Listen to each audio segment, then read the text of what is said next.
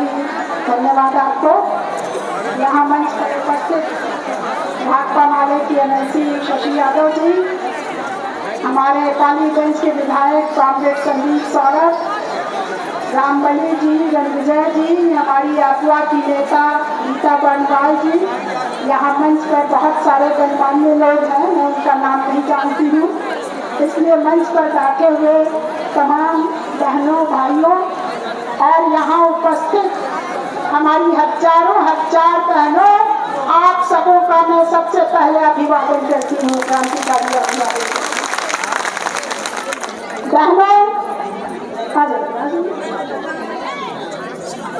मैं अखिल भारतीय प्रगतिशील महिला एसोसिएशन, जिसको संक्षेप में APWA कहते हैं, पूरे देश के महिलाओं का संगठन है। उस महिला संगठन की तरफ से आज आप लोगों के आंदोलन के समर्थन में यहाँ उपस्थित है। बहनों,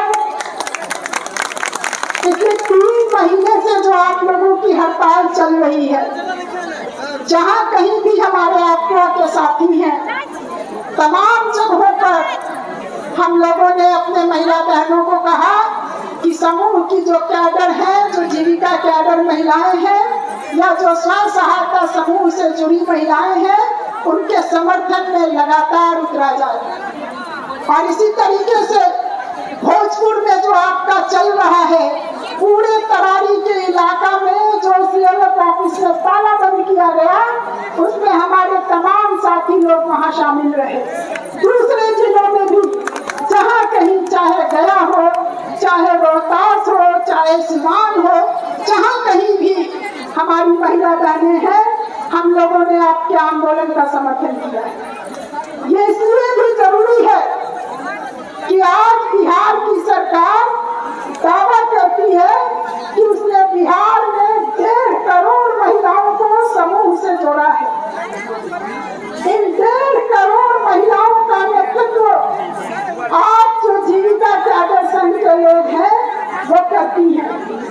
उनका खाता चलाना, उनका समूह चलाना, उनको योजनाओं का लाभ दिलाना, ये काम जो जीविका कैडर करते हैं, आज उन्हीं को मानदेय नहीं मिल रहा है, उन्हीं को सरकार तमाम सुविधाओं से वंचित कर रही है।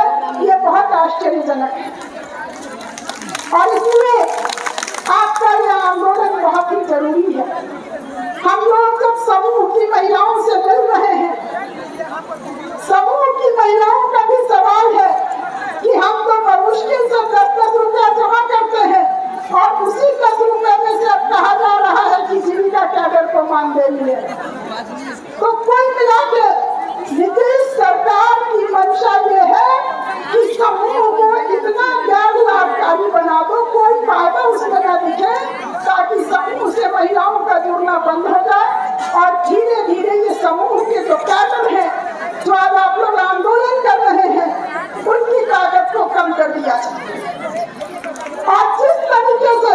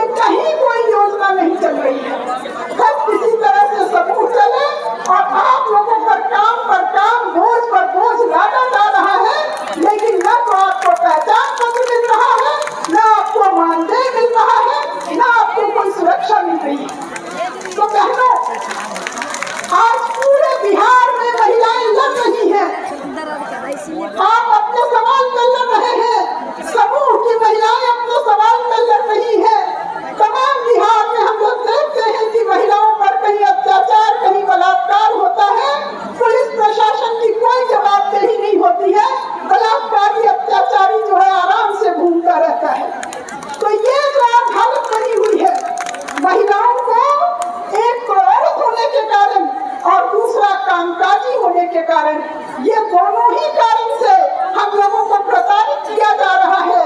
दोनों ही कारण से जो हमको न्याय मिलना चाहिए, जो हमारा अधिकार मिलना चाहिए, जो हमारा मानदेय मिलना चाहिए, वो मानदेय की मांग के लिए जब आप यहाँ आई है तो आपके नेता को गिरफ्तार कर लिया गया।